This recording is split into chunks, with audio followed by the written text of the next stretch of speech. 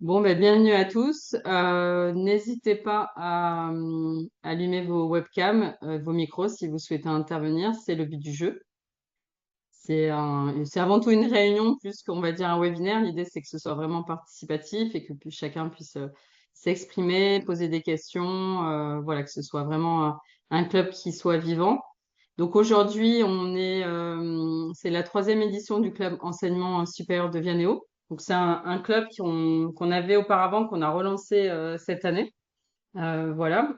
Et donc aujourd'hui, on a notamment IP Paris, représenté par Paul Vachon et Noura qui vont participer et en fait vous présenter leur événement Innov Night, où ils ont pu embarquer des étudiants de l'idée jusqu'au pitch pendant toute une nuit. Donc Paul et Noura vont intervenir en premier. Et il y aura aussi le CEA. Alors, j'ai pas vu s'ils étaient connectés, que j'avoue qu'il y a du monde. Donc, François Lefebvre, si tu es parmi nous.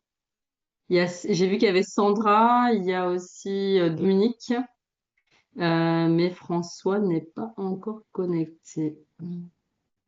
Voilà. Ben, Sandra, Dominique, si vous pouvez peut-être lui passer un petit coup de fil parce que je le vois pas. Pour lui dire D'accord, ça qu'on marche. attend. Enfin, c'est vers la demi, je pense que. Donc peut-être qu'il se connecte un peu plus tard. Voilà. Donc ça continue de rentrer. Voilà. Alors je vais juste Victoria te mettre en admin, comme ça tu peux admettre les gens, parce que j'ai avoir du mal à faire deux choses en même temps.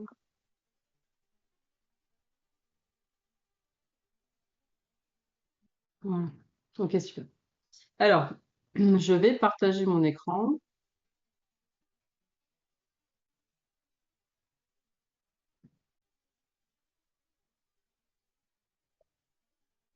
et me mettre. Voilà. Donc, comme je l'ai dit, on a le CEA et le IP Paris aujourd'hui qui vont témoigner. Donc, l'idée, c'est de discuter de comment ils peuvent accompagner des étudiants de l'idée jusqu'au pitch à travers deux formats très différents. Un qui est au travers d'un événement lors d'une nuit blanche et le CEA lors d'un accompagnement plus traditionnel. Donc, peut-être en intro. Je vais vous présenter quelques nouveautés, voilà, quelques news sur Néo et Vianéo. Donc ensuite, je laisserai la parole à Paul en premier et ensuite à François Lefebvre du CEA. Et il y aura un temps d'échange et de questions. Voilà, n'hésitez pas à lever la main si jamais vous avez des questions. Au niveau donc du club enseignement supérieur, c'est juste un petit rappel vu que c'est la troisième édition et il y a pas mal de monde là, qui vient de le rejoindre aujourd'hui. On a en fait lors de la première réunion identifié des thématiques sur lesquelles on souhaitait échanger. Notamment le fait d'embarquer les parties prenantes sur les outils de Vianéo, c'est-à-dire, je ne sais pas s'il y a des gens de l'IMT là, mais je sais qu'ils avaient un sujet sur comment intégrer des enseignants, des chercheurs, enfin voilà, vraiment construire une communauté autour de ces outils et de cette méthodologie, de sorte à que ce soit un outil et une méthode qui puisse être utilisée entre à la fois l'académique et l'incubation, donc vraiment qui est ce continuum. Après, on avait un sujet sur comment on fait pour faciliter la réalisation des entretiens exploratoires quand on a des étudiants, voilà, qui vont pas forcément sur le terrain, notamment des ingénieurs où c'est un petit peu moins facile pour eux que des étudiants en école de commerce, par exemple. Et aussi, bah, faire en sorte qu'ils fassent des entretiens de qualité. Il y avait un sujet sur comment est-ce qu'on peut accompagner plus de projets. Je sais que j'en ai beaucoup d'entre vous qui ont beaucoup de projets accompagnés. C'est pas évident parce que ça prend du temps. Il faut suivre en one-to-one chaque étudiant. Enfin, je dis étudiant, mais ça peut être aussi des chercheurs ou des doctorants. Voilà, donc c'est notamment dans cette optique aussi qu'on a développé l'IA Neo qui permet en fait aux porteurs de projets de pouvoir faire une première itération de façon autonome et asynchrone, de sorte à ce qu'ensuite l'accompagnant puisse reprendre le projet et définir avec lui un plan d'action, mais qui est déjà vraiment de la matière et que tous ces one-to-one qu'on peut avoir un peu en entrée de pipe, on puisse les raccourcir avec Néo pour tout de suite rentrer vite dans le vif du sujet et de l'accompagnement. Il y a aussi un sujet qui avait été soulevé par le Central Supélec sur les projets Technopush. Comment on peut les accompagner parce que ça peut être un parcours assez différent. On part pas d'un besoin, d'un problème, mais d'une technologie. Donc, il y avait ce cheminement. Un besoin d'avoir des ressources pédagogiques communes.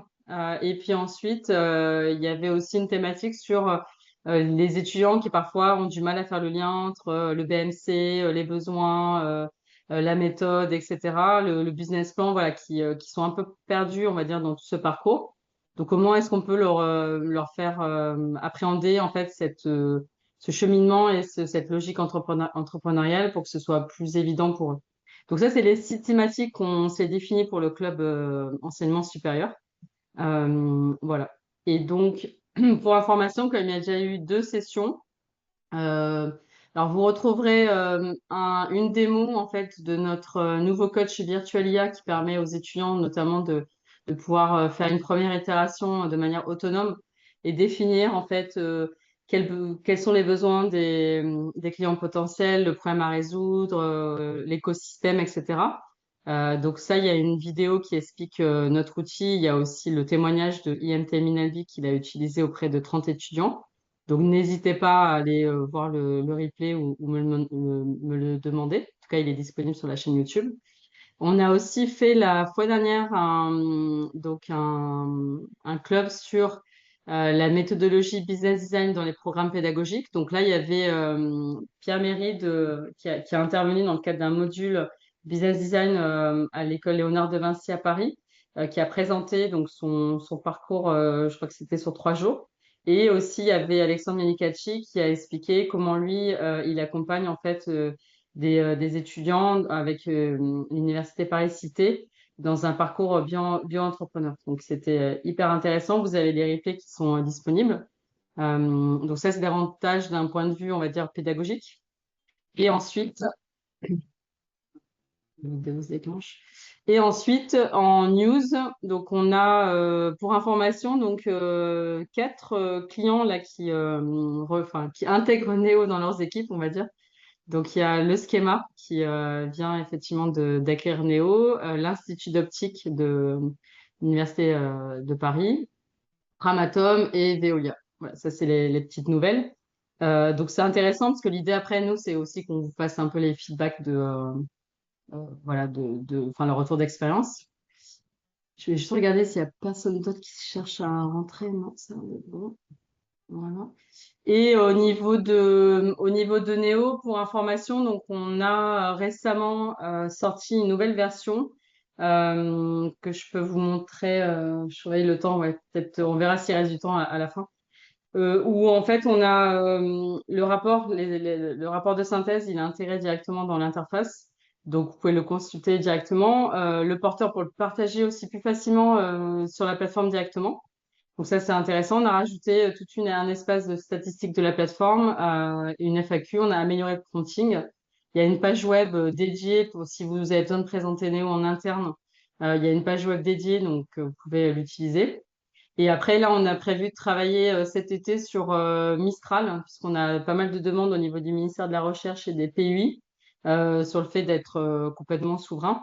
Donc là, on est en train de tester comment Mistral réagit par rapport à nos prompts.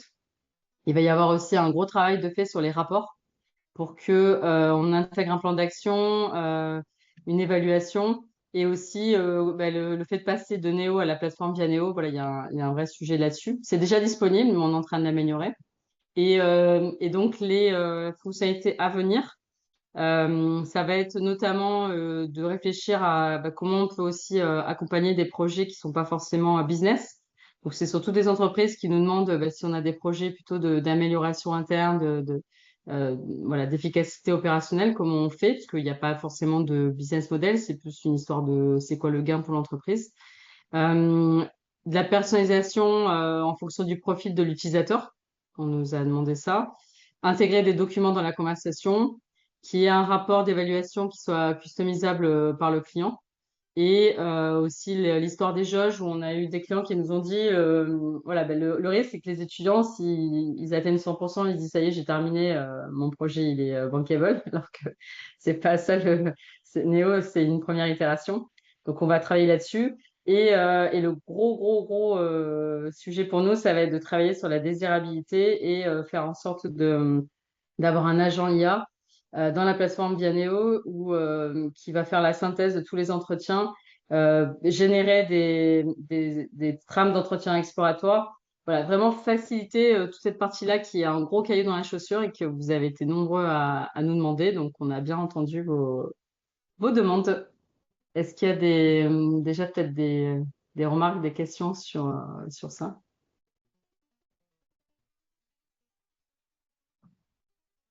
Super. Ah oui, et puis au passage, Pascaline a développé une nouvelle formation, donc c'est sur le fait en fait d'intégrer l'IA Néo dans l'accompagnement des projets entrepreneuriaux. Donc on a fait une formation, la première avec le schéma, et l'idée c'est pour des personnes qui n'ont pas forcément la méthode Vianeo, la plateforme Vianeo, c'est d'appréhender la méthodologie, voir un peu en fait comment Néo fonctionne, quelle est la méthode sous-jacente qu'il utilise. Donc, expliquer les fameuses 5 preuves de valeur, en quoi Néo est différent d'une autre IA. Et après, on travaille vraiment sur la posture de l'accompagnant, comment lui se positionne par rapport à une IA. Parce que du coup, on est dans un trio, il y a à la fois l'IA Néo, le coach et le porteur de projet. Et aussi, on travaille sur quelles sont les limites de Néo, sur quel type de sujet il est le mieux adapté ou pas. Je sais qu'il y a un gros questionnement sur la place de l'humain. Il y a voilà, certains qui peuvent avoir peur de se faire remplacer par l'IA, ce qui n'est absolument pas l'objectif, hein. L'IA Néo est là pour faciliter le travail, au contraire, faire gagner du temps. Et il y a aussi voilà, une crainte sur le fait de perdre le contrôle sur les étudiants, plus trop savoir ce qu'ils font, voilà, que Néo fasse des hallucinations, des erreurs. Donc ça, on a entendu qu'il y avait voilà, des attentes en fait là-dessus. Donc l'idée, c'est aussi de pouvoir le travailler ensemble pour voilà, lever en fait toutes les craintes et répondre à toutes les inquiétudes qu'on peut avoir sur un produit qui est nouveau et c'est normal et on l'entend. Voilà, donc ça c'était pour les news. Et je vais passer la main à Paul. Si il n'y a pas de questions, n'hésitez pas à lever la main si vous avez des questions. Merci Élise. Est-ce que tu peux m'autoriser le partage d'écran, s'il te plaît? Et je vais Tu as commencer fait une ça. demande parce que je la vois pas. Oui, enfin, je fais le partage désactivé, l'autre a désactivé le partage d'écran. Attends. Mais toi, c'est plus rapide que moi, vas-y. Il faut que je trouve Paul. En train de regarder. Sinon, Mais je en te même mets temps, on peut quoi? peut-être se présenter, Nora et moi-même. Dis-moi si ça marche. Là, je peux admettre quelqu'un dans la salle d'attente. C'est ça. Ok. Ouais, c'est bon. C'est bon, c'est bon. Donc, on peut peut-être se présenter, Nora et moi. Donc, bonjour, je m'appelle Paul Vachon, j'appartiens à l'Innovation Lab de l'Institut Polytechnique de Paris et je suis designer. J'accompagne les projets des chercheurs et des étudiants vers une première preuve de concept. Donc, on se situe, nous, sur le chemin de l'innovation à la prématuration. Je laisse ma collègue Noura Inbaïs se présenter. Merci. Alors d'abord, bonjour à tous. Merci beaucoup pour l'invitation d'aujourd'hui. Donc, je suis Noura Maïs. Donc je travaille au sein de l'Innovation Lab comme Paul en tant qu'apprenti chargé de communication. Et dans le cadre d'InnovNight, donc l'innovaton d'IP Paris, j'ai organisé 3 éditions jusqu'à présent et on va vous présenter dans les grandes lignes ce qu'est cet événement et ce que ça représente. Et sinon, je pilote toute la stratégie de communication de l'innovation et de l'Innovation Lab d'IP Paris. Voilà. On va commencer par vous présenter du coup ce qu'est l'Innovation Lab. Est-ce que vous voyez bien mon écran si je fais ça? Ouais. Super.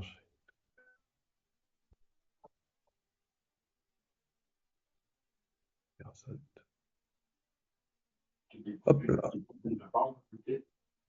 Pardon. Alors, du coup, nous appartenons à l'Innovation Lab de l'Institut Polytechnique et notre leitmotiv, c'est de déclencher l'innovation par le design. Alors, en gros, on a remarqué que la technologie, et nous on est très techno-push, étant donné l'origine de notre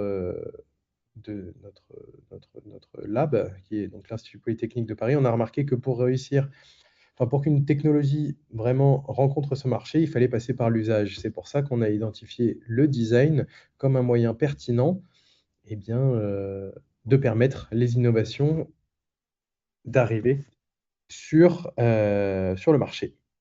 Donc pour ça, on accompagne les porteurs de projets. Alors il y a une étape de compréhension de la technologie, il y a une étape aussi, du coup, de définition des besoins, et c'est là où on va employer des méthodologies comme Vianeo, ou des méthodologies de design thinking pour, du coup, permettre aux chercheurs et aux porteurs de projets de vraiment comprendre les besoins du marché et faire en sorte que sa technologie donc réponde à ces besoins. Et on va développer une première preuve de concept pour la faire tester et continuer à itérer J'avais carrément un quart d'heure en retard. par la suite. Bah, ça se voit. C'est pas grave. Alors, je vois qu'il y a quelqu'un qui n'a pas son micro coupé. Je peux vous demander de le couper, s'il vous plaît, si vous parlez. Merci. Et du coup, donc vous voyez notre organisation dans l'équipe. Alors, nous sommes pilotés par Delphine Marcia, qui est responsable du lab d'innovation et responsable de l'innovation IP Paris. Et puis, il y a Valentine Perrin, ma collègue et homonyme, qui du coup est designer aussi. Nous avons une chef de projet dédiée à l'innovation et notamment à l'appel à projet prématuration auquel peuvent candidater du coup les chercheurs d'IP Paris. Et nous avons bien sûr Nora Maïs qui s'est présentée précédemment. Et donc ça vous permettait de comprendre vraiment notre positionnement à l'heure actuelle. Donc nous sommes en phase de prématuration. Et nous permettons ensuite d'adresser les projets en maturation à tout ce qui va être la SAT, l'INRIA, Startup Studio, les incubateurs et tout ça. Donc ça, c'est pour vous montrer notre positionnement. Je vais passer ensuite du coup forcément à Innovnight. Il faut savoir qu'on répète ce positionnement, bien sûr, auprès des étudiants. C'est pour ça que Innovnight est un innovaton. Et je vais laisser la main à Nora pour présenter cette partie-là.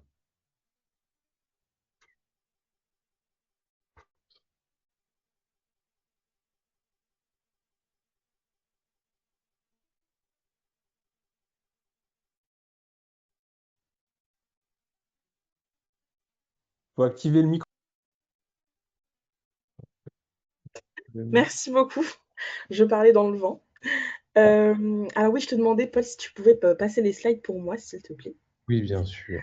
Génial.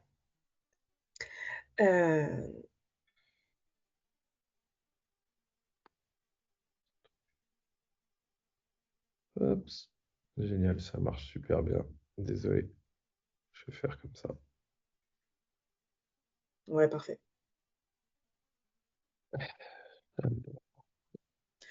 Donc bah déjà, qu'est-ce qu'Innovnight? Donc Innovnight, c'est 4 éditions, 400 étudiants sensibilisés et donc c'est un format type hackathon de nuit, donc 15 heures en fait pour sensibiliser les étudiants à l'innovation et l'entrepreneuriat et donc les faire émerger du coup des projets durant une nuit.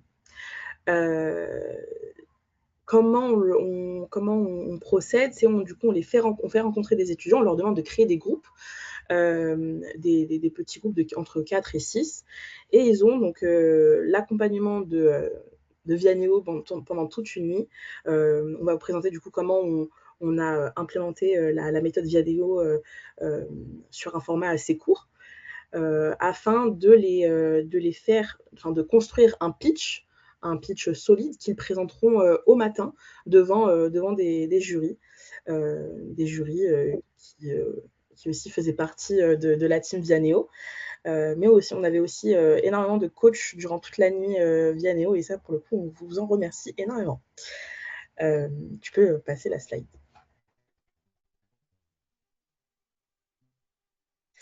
Donc voilà, bon, alors, pour cette année, on est sur la 4e édition qui s'est passée du 16 au 17 avril. On a eu un effectif d'une centaine d'étudiants, donc chaque année, c'est à peu près c'est ce même effectif. Et donc, ils ont pu travailler sur 5 différentes thématiques qui, en soi, ne sont pas jugées lors du pitch final. C'est plutôt des thématiques qui les aident en fait à déterminer une idée, à vraiment déterminer un écosystème pour pouvoir travailler. Et donc voilà, le livrable, c'est donc un pitch du groupe pendant 4 minutes, avec 4 minutes de questions-réponses. Donc c'est très très court. Et ils ont la possibilité donc de gagner 2000 €. Donc on a eu la possibilité de doter 6 équipes lauréates de 2000 €.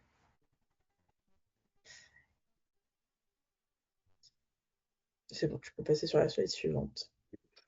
Alors du coup, comment est-ce qu'on organise ça? Bon, il y a un accueil avec des mots du président d'IP Paris ou du vice-président, bon, soit. Ensuite, on fait une petite table ronde. Cette année, c'était dédié aux étudiants pour qu'ils comprennent un peu les dispositifs d'innovation qui leur sont accessibles à IP Paris. Et ensuite, on attaque direct par une présentation de Séverine de la méthode Vianeo. Donc, après cette présentation assez succincte de la méthode et de leur objectif à la fin de la nuit, il y a une étape qu'on appelle Match Night où ils cherchent à créer donc des équipes. Comment est-ce qu'on fait ça? Bah, alors du coup, vous avez à l'écran les différentes étapes, et je pense que vous reconnaissez ces étapes, c'est celle de la marelle, avec la légitimité, la désirabilité, la faisabilité, la viabilité et bien sûr le pitch à la fin, parce que nous ne faisons pas de business plan pour un projet en une nuit, ni de... Bref. Du coup, voilà, ils vont essayer de définir le problème entre 20h30 et 23h, puis ils vont s'attaquer au sujet de la désirabilité de 23h à 2h30. Alors, vous me direz, rencontrer des utilisateurs à cette heure-là, c'est galère, oui, mais du coup, on essaye de d'utiliser les coachs, parfois comme interlocuteurs, et certains réussissent aussi à avoir des interviews quand même vraiment la nuit, notamment en posant des questions dans d'autres fuseaux horaires. Voilà, en créant des interviews avec d'autres fuseaux horaires. Du coup, ils doivent bien sûr définir les fonctionnalités par la suite de leur solution qui répond aux besoins des utilisateurs et enfin de construire un modèle économique dans cet axe-là. Ils ont une préparation du pitch de 2 heures. Ce qui était intéressant aussi, c'est qu'on leur a mis à disposition Néo toute la nuit, du coup, pour qu'ils puissent échanger avec. Ça, c'est quelque chose qu'ils avaient déjà eu aussi l'année dernière. Il faut savoir que Néo a été inauguré chez nous, ce qui était très flatteur, à vrai dire. Et les étudiants sont un petit peu, au début, désemparés, peut-être un terme fort, mais ils ne sont pas familiers du format de Néo de poser des questions. Ça les trouble un petit peu. Et nous, c'est quelque chose qu'on apprécie parce que ça les force à rester actifs plutôt que de rester sur les IA, disons, plus traditionnelles qui répondent tout le temps. Donc voilà. Aussi, comment est-ce qu'on s'est organisé? Parce qu'on avait donc pas mal de coachs, comme vous pouvez le voir. Il y en avait des différentes écoles d'IP Paris, donc Télécom, Elenstal, Les Ponts, enfin voilà, Télécom Sud Paris et Polytechnique. Mais il y avait aussi des coachs Vianeo. Donc, comment est-ce qu'on s'est organisé? Pour chaque thématique, il y avait un coach Vianeo référent de la méthode. Et ensuite, nous avions des coachs de chaque école qui sont des experts aussi de l'innovation, mais pas forcément de la méthode Vianeo, du coup, dans les salles. Donc, on avait une sorte de super pilote dans chaque salle Vianeo et les autres coachs qui accompagnaient les étudiants et qui échangeaient donc avec ce référent méthode. Voilà, Noura, est-ce que tu veux présenter la petite nouveauté qu'on avait cette année qui peut être intéressante peut-être pour d'autres écoles? Oui, carrément. Donc ça rejoint un peu le match night qu'on vous a présenté. Ce match night-là, on s'est basé sur un peu une segmentation de nos étudiants. On leur a demandé de nous donner comme info s'ils étaient déjà en équipe, donc avant l'événement, s'ils avaient déjà une équipe complète, ou alors s'ils venaient du coup seuls, ou alors avec une équipe pas complète. Donc une équipe complète, pour nous, on le caractérise sur une équipe de minimum 4 et maximum 6. Et donc donc cette partie-là, la track 1 de personnes qui sont identifiées, qui n'ont pas encore d'équipe complète, on va les cibler, enfin, donc, en tout cas les flaguer pour pouvoir les amener à participer au match night, au dispositif du coup qu'on a créé, qui se caractérise en 2 temps. Donc on avait un webinaire organisé 15 jours avant l'événement pour voilà, les faire rencontrer, poser un peu des billes de réflexion sur des idées qu'ils avaient, partager en fait se présenter aussi, parce qu'ils venaient du coup de différentes écoles, différents cursus. Et ça, du coup, permettait en fait de les faire se rencontrer avant l'événement. Et donc on avait, comme Paul nous l'a mentionné, la partie match night le jour J, où c'était vraiment donc du matchmaking, hein, de profil, d'intérêt, d'une thématique ou autre, pour à la fin donc construire une équipe, donc faciliter en fait la construction d'équipe pour pouvoir en fait entamer la nuit dans les meilleures conditions possibles. Voilà. Super. Merci, Noura. Je rebascule. Hop. Voilà, je pense qu'on peut avoir un temps de partage, mais si vous voulez un retour d'expérience, disons aussi de Vianeo, je pense qu'il y a un sujet qui reste central et qui est au cœur de cette nuit d'innovation, c'est de pousser les élèves à bien définir un problème à résoudre. C'est un fort biais qu'on retrouve chaque année chez les ingénieurs de toujours aller vite vers la solution, qu'on retrouve même avec les chercheurs. Mais le point étant que voilà, ça leur permet de prendre du temps sur comprendre l'objectif et le problème à résoudre.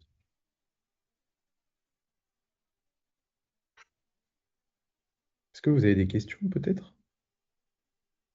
Je crois qu'il y avait une question dans le chat avec des exemples de MVP à Ouais, montrer.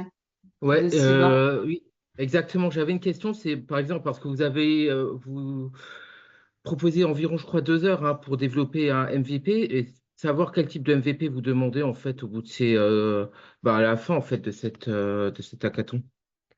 Ça dépend ça dépend des groupes. Alors, MVP, c'est plus quelle fonctionnalité il doit intégrer et comment est-ce qu'il a été pensé. Bien sûr, il n'y a pas de prototypage, parce que déjà, on est la nuit, donc bon, c'est un peu compliqué de les faire bosser la nuit dans un Fab Lab. Mais il s'agit vraiment qu'ils définissent les fonctionnalités en reprenant les principes de Vianeo que doit porter ce MVP et finalement qui est presque plus qu'à le prototyper pour ensuite l'adresser à des utilisateurs potentiels, le faire tester et du coup continuer l'itération de cette manière-là. Donc un exemple, je repense, alors c'est pas un groupe qui a gagné, mais c'est un dont je me souviens. Ils ont donc c'était pour le problème à résoudre, c'était les fissures sur les autoroutes, donc sur l'autoroute, sur la route et suivant la taille de la fissure, le prix était exponentiel. Donc ils ont réfléchi donc à la question de l'impact, le coût, et leur solution ressemblait, et du coup le MVP qu'ils proposaient, c'était une flotte de voitures avec la détection des fissures et suivant la taille de la fissure, une priorisation ensuite du traitement qui pouvait se faire la nuit. Donc voilà, on avait vraiment un déroulé de la solution. Et je dirais que ça, c'est le MVP, c'est un MVP un peu standard parce que pour rappel, ils ne sont pas gagnés, mais on ne leur demande pas d'avoir développé une application, par exemple, dans la nuit. Ouais, c'est assez cool. Parce qu'en soi, le but de cet événement, c'est vraiment de sensibiliser les étudiants qui soient en fait au contact ou non de l'innovation, ou alors juste curieux de l'événement et un peu de se challenger en une nuit dans un contexte type hackathon. Et c'est pour ça qu'en fait, les critères des jurys sont assez simples, entre guillemets. On repose en fait sur 4 critères: la qualité du storytelling et la clarté du pitch, la capacité du coup à illustrer cette solution de manière convaincante, mais en passant du coup peut-être sur le MVP, mais en le décrivant, et donc le réalisme du projet et son impact. C'est plutôt ça.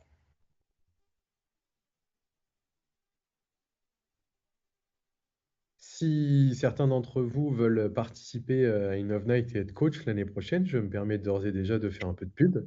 Vous êtes les bienvenus.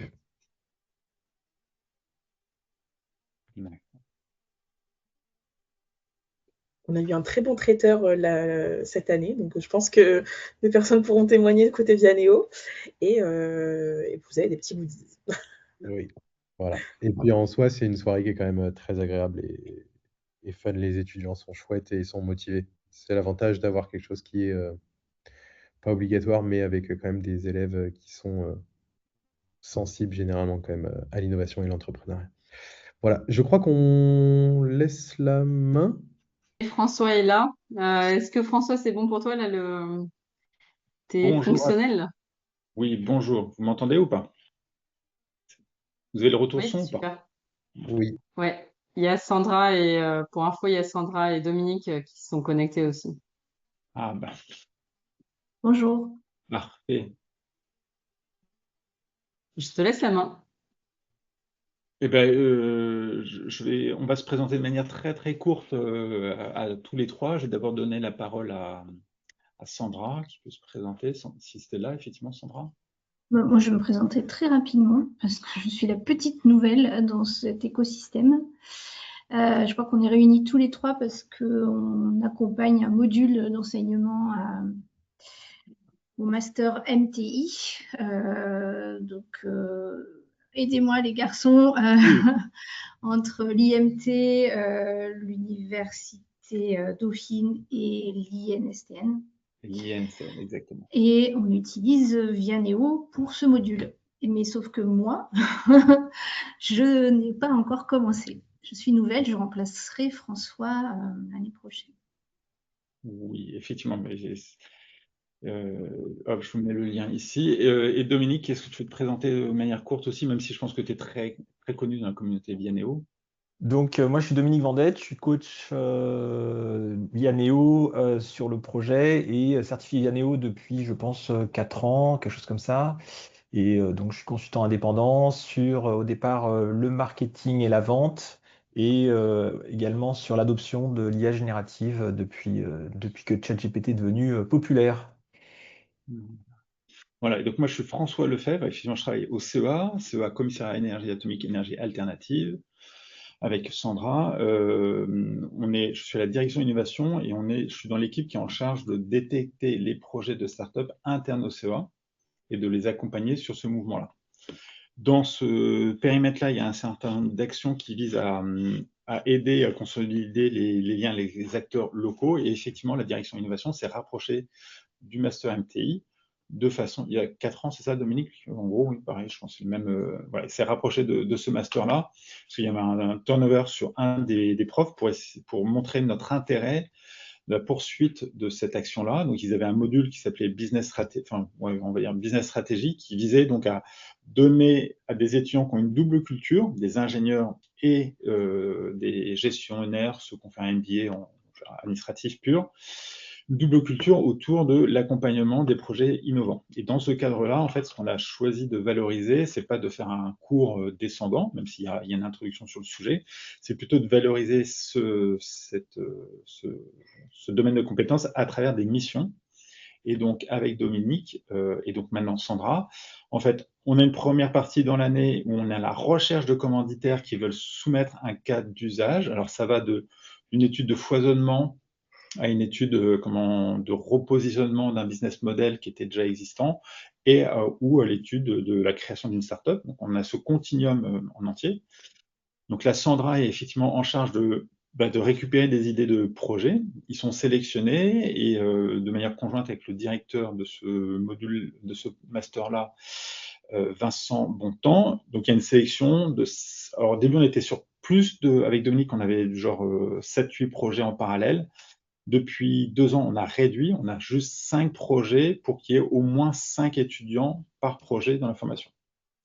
Et l'année se découpe en plusieurs temps, une petite formation autour de business stratégie, avec un onboarding quand même sur la partie Vianeo, donc l'ensemble des méta-méthodes qui permettent justement de faire ce travail-là. Donc on leur présente, il y a Pascaline qui nous avait prêté quelques slides, on leur pointe effectivement sur les vidéos, de Séverine, et on leur montre les capacités de la plateforme. Étant donné ces éléments-là, le premier travail qu'ils ont à faire, c'est comprendre le besoin du commanditaire, le retranscrire dans une fiche d'opportunité, une demande commerciale, et à partir de là, avec Dominique et bientôt Sandra, on déclenche donc un accompagnement une fois par mois. C'est ça, Dominique, que tu les vois. Donc, une fois par mois, ils sont vus par un coach qui est externe, donc Dominique en l'occurrence. Ils sont toujours donc suivis par le responsable côté CEA, donc Sandra, à partir de cette année, de façon à courir depuis novembre jusqu'à mars un cheminement intellectuel qui leur permet de répondre aux besoins du commanditaire. Et donc, la plateforme, elle a plusieurs intérêts. Pour nous, elle a un intérêt déjà pédagogique avant tout. Hein. C'est-à-dire que c'est là, comme on a une double culture, une double population, ils vont piocher dedans un certain nombre de modules. Ils vont piocher aussi le cheminement intellectuel. Il y a un aspect pédagogique aussi autour du fait que maintenant qu'il y a ChatGPT, malheureusement, les étudiants font des rapports qui sont générés plus ou moins automatiquement et autres. Et la plateforme, on s'en sert aussi comme un aspect de notation, c'est-à-dire qu'en fait, il faut rentrer, donc là, c'est pas clicodrome, donc on arrive à suivre leur projection intellectuelle dans la plateforme avec la création, par exemple, de ces chaînes de valeur et autres. Donc ça, c'est important pour nous, qu'on voit bien qu'ils ont été moteurs, acteurs là-dessus. Pédagogique parce qu'en fait, ils utilisent beaucoup les ressources additionnelles qu'on trouve dans la plateforme. Ça peut bien qu'il y ait Dominique qui soit là, qui les pousse avec ça, mais vous savez, il y a plein de petits modules du genre guide pour un entretien, qu'est-ce que c'est la matrice Pestel, etc. Donc, ils vont piocher dans ces ressources additionnelles de façon à étayer leurs outils par rapport à la problématique du commanditaire.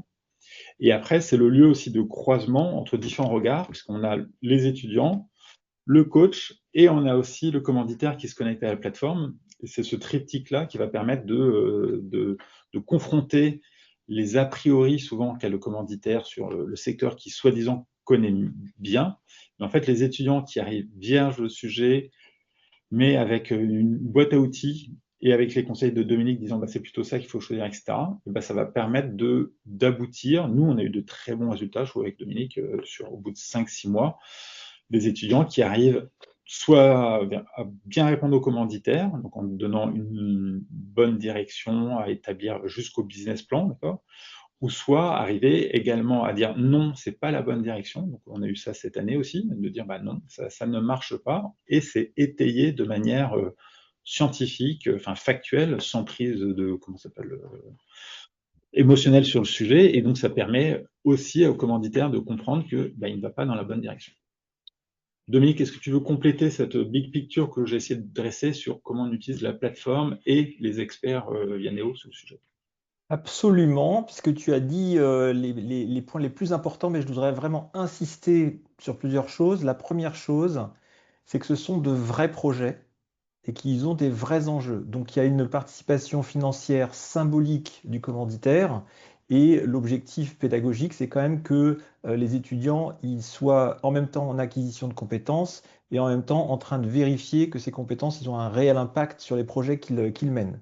Et donc moi, mon action, elle est bien sûr sur la partie Vianeo que François a bien explicité, mais elle est aussi sur une partie plutôt gestion de projet, c'est-à-dire vérifier que les étudiants ne perdent pas 3 mois avant d'aller sur le terrain, par exemple, de gérer éventuellement leurs difficultés est-ce qu'on va être capable d'interviewer des demandeurs. Et puis également, et c'est un point qui est important, du coup, la gestion du commanditaire, puisque le commanditaire, il donne une direction, et parfois cette direction, par rapport aux objectifs pédagogiques et par rapport à la manière de réaliser le projet, effectivement, il faut qu'ils harmonisent les différentes exigences qui peuvent leur être soumises. Donc moi, j'interviens du coup en personne ressource pour leur projet, pour les aider à ce qu'ils soient au plus en succès. Et donc, bien sûr, il y a un point qui est crucial, parfois, qui est au-delà de la prise en main de la plateforme, de réexpliciter in situ pourquoi finalement la plateforme va les aider dans telle ou telle étape qu'ils sont en train de faire. Parce que parfois, quand on fait une étude de foisonnement, est-ce que vraiment on a besoin de la plateforme? Quand on a les idées claires sur la solution, est-ce qu'on a vraiment besoin de la plateforme? Et donc, il y a tout un travail que l'on fait dans le suivi détaillé pour qu'il touche du doigt finalement les différents éléments des différentes étapes de la marelle qui sont vraiment pertinentes. Ça peut être l'acceptabilité parce qu'ils ont une vue de l'écosystème qui est un peu limitée, ou ça peut être retour sur les besoins parce qu'il faut qu'ils harmonisent les différents entretiens qu'ils ont qu'ils ont réussi à obtenir, etc. Et c'est même des petits détails, hein, Charles, parce vous vous rappelez, dans la Marelle, il y a la notion de demandeur, la notion d'acteur, par exemple. Et voilà, les étudiants, pour eux, tout est mélangé de toute manière. Et là, de leur montrer concrètement ce qu'ils ont rentré, ça ne marche pas. Voilà. Ce que le commanditaire cherche à comprendre, c'est les besoins des demandeurs avant de savoir où est-ce que ça se passe dans la chaîne économique. Donc voilà, tous ces basiques-là, le fait que dans la plateforme, il y a tout un effort aussi sur la partie sémantique, c'est-à-dire le fait qu'il y a des définitions, je ne sais pas si vous vous rappelez, dans la partie aide, il y a le glossaire, tout ça et ça permet aussi d'homogénéiser, et donc il y a des temps forts qu'on fait avec Dominique, il y en a un, il me semble, En au-delà du septembre master, ouais. et Il y en a en un janvier. ouais, voilà, en janvier, où on leur demande ils n'ont pas fini leur travail, mais ils vont se mettre à expliquer leur travail à l'ensemble de la classe, de la promotion, qui eux, ils ont tous travaillé sur des sujets différents, mais comme ils ont commencé à avoir le même vocabulaire, ça fait qu'il y a aussi un échange qui s'est fait entre ceux qui sont assis, qui écoutent, et qui vont pouvoir rebondir en disant, bah, en fait, on n'a pas eu la même compréhension que toi sur tes trucs. La plateforme permet de cimenter ça. Je vois que Élise me conseille effectivement de partager l'écran si on a quelques minutes ensemble. L'autre a désactivé le partage écran. Ouais. Je veux bien le faire dès que tu me donnes le droit. Ok, attends. Victoria, si tu peux aider, parce que j'avoue que... Essaye là pour voir. Hop, partager écran, tout l'écran. Hop. Vous avez un retour. Et parce qu'il y a pas mal de personnes qui sont présentes aujourd'hui et qui connaissent pas forcément Vianeo ni la plateforme. Donc, Ah, d'accord. voilà. Excusez-moi, je ne savais pas à qui je m'adressais. Alors, comme J'ai vous fait avez le bien choix en compris. fait d'ouvrir le club enseignement à l'extérieur parce qu'il y avait pas mal de personnes intéressées. Donc, D'accord. voilà. Donc, je présente à l'écran normalement une page web qui s'appelle Lance ton idée. Est-ce que tout le monde a le retour? C'est bon pour toi, Elise? Yes. Oui. Ouais. Voilà. Donc, la plateforme, alors, je rappelle que je ne suis pas affilié du tout à Vianeo, hein. Donc, moi, je donne les éléments tels que je les ressens, etc. Donc, voilà. Donc, on a une plateforme qui est une plateforme web qui est responsive dans le sens où elle est adaptée aux nouveaux usages et compagnie. Donc, il n'y a pas de barrière à l'entrée pour les étudiants du point de vue de la compréhension de comment ça se passe à l'intérieur. Donc, ça, c'est agréable pour eux. Et en fait, elle est découpée, entre guillemets, par le menu de gauche où on a, entre autres, la méta-méthodologie Vianeo qui se déroule en 5 étapes, comme vous pouvez les voir. Donc, on peut cliquer sur la marelle ici. Je te mets à côté, Dominique, hop, comme ça, on doit voir plus que ça. Donc, voilà. Donc, il y a une méthodologie qui permet de partir des fondamentaux du projet jusqu'à déterminer le business model. Donc, il y a différentes étapes. Ces étapes-là sont à faire dans la totalité, mais elles peuvent être itératives, et c'est-à-dire qu'on peut les renseigner au fur et à mesure de façon à avancer dans le cheminement. Et on est accompagné. Voilà. Donc, par exemple, je ne vais pas tout détailler la méthodologie Vianeo, hein, mais c'est pour dire que là, j'ai pris un des exemples des projets. Donc, nous, voilà comment ça se passe au départ. Voilà, tous les projets de la plateforme du MTI sont tous au même endroit, ce qui nous permet aussi d'avoir un historique. Donc, ça peut être important aussi pour certaines entreprises qui prennent la licence Vianeo, c'est qu'ils ont accès à l'ensemble de leur construction de business unit et autres. Quand on arrive dessus, donc on a le petit menu qui nous permet d'accéder, pardon, tableau de bord. Et ben là, Business design. Attends, business design, pardon. Allez, hop. Moi, je vais directement là d'habitude. Donc voilà, donc on a ces éléments-là, et donc chacun des modules, on va trouver, comme je vous le disais, un ensemble de formulaires à remplir, d'accord? Et ces formulaires-là, ils se remplissent de manière textuelle ou de manière, comment ça s'appelle, avec une sémantique. Vous voyez ici, il y a déjà il y a des éléments qui permettent d'avoir non pas du texte, mais des éléments factuels. Et au fur et à mesure qu'on remplit ces éléments-là, ça va permettre de nourrir les étapes suivantes. Donc, il y a tout un aspect de capitalisation du savoir et d'ouverture des questions. Et on part de questions très fondamentales, très basiques, qui sont importantes, donc comme autour de quel problème on cherche à résoudre. Donc ça demande beaucoup de temps. Et donc, voilà, Dominique, une partie de son travail, c'est vraiment d'aider les étudiants à formaliser le problème du commanditaire. Et quand on avance dans les étapes de la marelle, tout à l'heure, on vous parlait entre autres de l'étape qui cherche à caractériser ce qu'on appelle les besoins des demandeurs. Les étudiants, tout le monde a la capacité de rentrer une liste d'acteurs, de demandeurs, de les caractériser à travers certains outils comme les personas. Donc voilà, on a la capacité de définir un persona. Donc ces personas, aujourd'hui, ne sont pas définis automatiquement par ChatGPT. Hein. C'est un travail qu'ont fait les étudiants parce qu'ils sont à la rencontre de personnes pour essayer de comprendre certains problèmes. Donc c'est ce qu'ils font. On voit donc on avait ces personas. Donc, vous voyez, il y a des mécanismes de notes. On peut vraiment annoter avec des métadonnées toute l'information. Ils ont fait la même chose, par exemple, pour les besoins. Et une fois qu'ils ont commencé à faire ce travail-là, ça déclenche d'autres éléments de la plateforme Vianeo et qui va leur permettre d'avoir une approche encore plus scientifique, entre guillemets. Là, vous avez une matrice qui permet de caractériser les demandeurs avec leurs besoins. Et pour chacune des cases, lorsqu'elle est remplie, nous, c'est ce qu'on demande à nos étudiants, c'est qu'il y ait eu une interaction avec un responsable de qualité, au moins une interaction avec un responsable qualité, et ils ont été capables de caractériser le degré d'importance de ce besoin-là, est-ce qu'il est satisfait ou pas par rapport aux solutions concurrentes qui existent, donc ça c'était l'étape d'avant par exemple, ils ont tout ça. Donc ils remplissent ces matrices-là, et quand ils vont voir le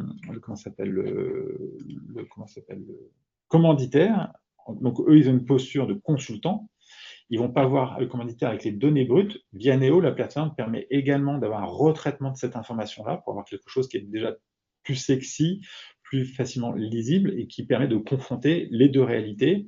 La réalité du terrain proposée par les consultants juniors, la réalité du commanditaire qui, quelquefois, est déconnecté ou au contraire en phase. Et donc, c'est ces matrices-là qui permettent d'instruire le dialogue, ces itérations qu'on souhaite vertueuses. Donc, il y a tout un ensemble d'outils. On ne va pas les détailler là, mais ça va jusqu'à... Alors, je ne sais pas si eux, ils l'avaient fait. Je vais aller dans la matrice. Est-ce que là... Le MVP? Ouais. Là, il y a les... Alors, oui, on a aussi tout ce qui est effectivement réseau de valeur. Donc ça demande du temps à construire, mais vous avez toute une sémantique. Donc, c'est des boîtes, mais les boîtes dans Vianeo, elles veulent dire quelque chose. C'est-à-dire qu'une boîte qui a une coloration verte, c'est-à-dire qu'elle a été identifiée automatiquement par l'algorithme de Vianeo comme étant une cible potentielle pour le marché, parce que vous avez rempli un certain nombre d'artefacts qui concourent à avoir une preuve qui dit il va falloir s'intéresser à ça. Et ça, pareil, ça facilite le dialogue. Donc on a tous ces outils-là, et en plus, comme le mentionnait Dominique, c'est qu'il y a des outils institutionnels qui sont communs à tous, les fameux Business Model Canva. Donc, on va retrouver la capacité de faire non pas un, mais autant de business model Canva que vous le souhaitez par rapport à vos hypothèses de travail. Et donc là, on va avoir le BMC que vous connaissez tous et que vous enseignez aux étudiants. Il n'est pas pré-rempli, mais par contre, vous avez des petits, vous voyez, non seulement il y a la documentation sur le BMC, donc ça, ils peuvent aller voir les tutos et compagnie, mais il y a ces petits artefacts ici qui permettent d'avoir un raccourci sur des éléments que vous avez remplis dans d'autres étapes, pour dire, effectivement, la proposition de valeur, il faut piocher entre autres dans ces éléments factuels qu'on avait définis avant. Et ce qui permet d'avoir un BMC au final qu'on peut afficher sous la forme imprimé en format A3 pour en discuter tous ensemble en présentiel.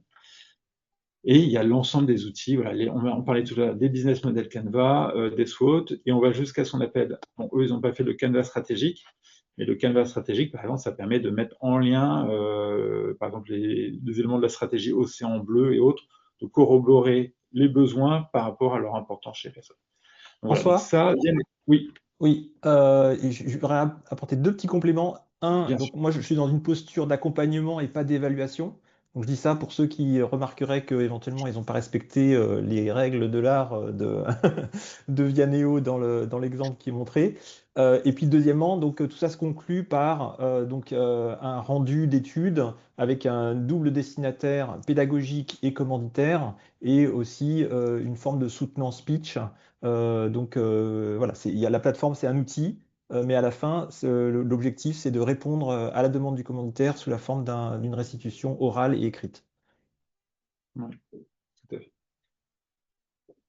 Et voilà. Et donc tous les projets sont différents, puisqu'on va de l'étude de foisonnement jusqu'au business model pour une business unit avec une business plan. Mais on a ce point central qui est essayer de piocher un ou deux outils à l'intérieur de la méthodologie Vianeo. Et donc, ça fait qu'ils ont ce point commun, ils peuvent s'autocritiquer et autres. Et à la fin, par exemple, on aboutit sur là, je partage un PDF avec vous. Là, on est dans le cas d'une start-up. Non, pas d'une start-up, c'est une PME. Maintenant, elle n'est plus au statut start-up, où eux, la problématique, c'était, étant donné comment ça s'appelle, le marché qu'ils ont en France, en Europe, comment est-ce qu'ils peuvent se projeter à l'étranger, donc soit aux États-Unis, soit même en Asie. Et donc la qualité du rapport, déjà, elle est déjà due à, comment ça s'appelle, aux étudiants parce qu'ils ont vraiment beaucoup travaillé, mais ça a été alimenté, toutes les réflexions, par ce qu'ils ont trouvé, y compris via Neo. Donc, certes, vous voyez bien que c'est pas les mêmes couleurs que dans Vianéo, mais en fait, ce qui ressort, le contenu, le fond, vient de Vianéo. Et donc, ça a permis, voilà, eux, entre autres, d'avoir une très bonne note dans ce discours. Est-ce que ça fait sens? Est-ce qu'il y a des questions additionnelles que vous voulez qu'on adresse avec Sandra, effectivement, ne peut pas les adresser, mais l'année prochaine, elle le fera volontiers. Mais est-ce que vous avez d'autres éléments qui vous intéressent?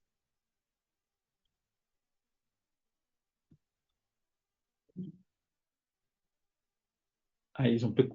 Vous avez le micro quand même ou pas?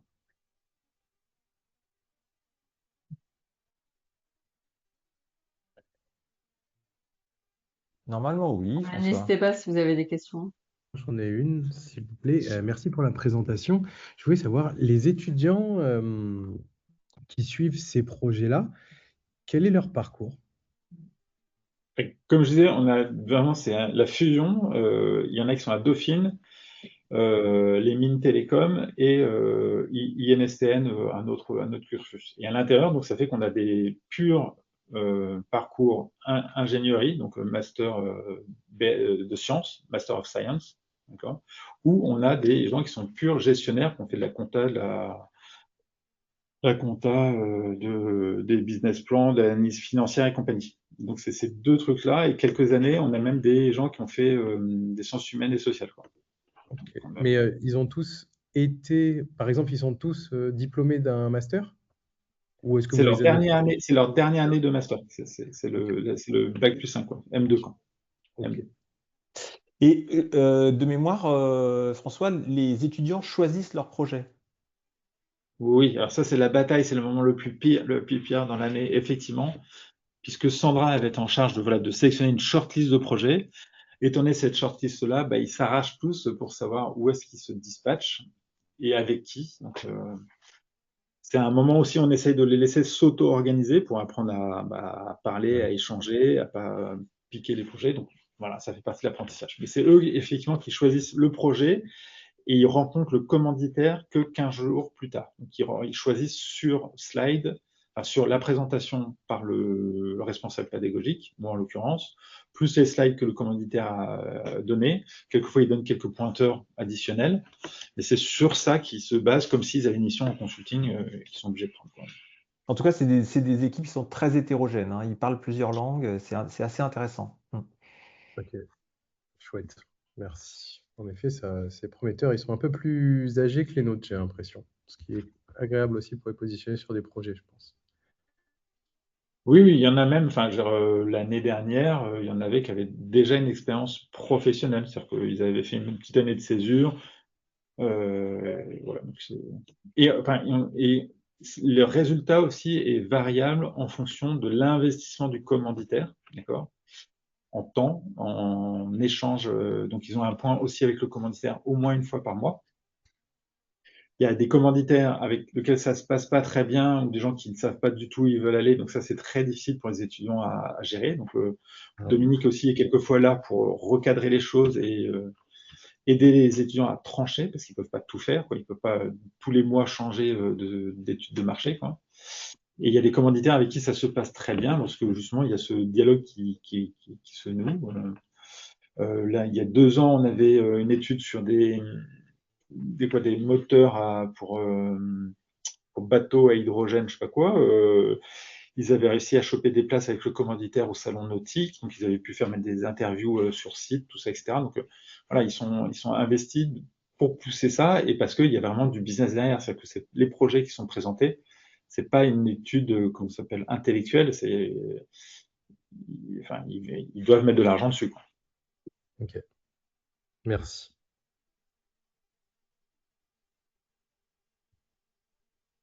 Super. S'il n'y a pas d'autres questions, ben, on va arrêter parce que c'était jusqu'à 14 heures, donc on est pile dans les clous. Donc bravo à tous les intervenants pour le respect du timing. Et en tout cas, merci à François, Sandra, Dominique, Noura et Paul pour votre présence et du coup ben, votre témoignage. Voilà, s'il y en a parmi nous qui ont des sujets, voilà, qui ont des choses que vous aimeriez partager lors d'un prochain club, n'hésitez pas à m'en faire part, avec plaisir. Sachant que voilà, j'ai présenté les 6 thématiques du club en intro. Et donc, je pense qu'on va sauter le mois d'août, parce qu'a priori, il y aura pas mal de monde en vacances. Et on se reverra certainement en septembre. Voilà, il faut que je réfléchisse au prochain thème de cette réunion mensuelle. Donc, merci à tous. Et je vous dis bon week-end, bel été et à bientôt. Merci Élise, à Merci. bientôt. Au revoir. Merci. Au Au revoir. revoir. Au revoir, merci. Au revoir, merci.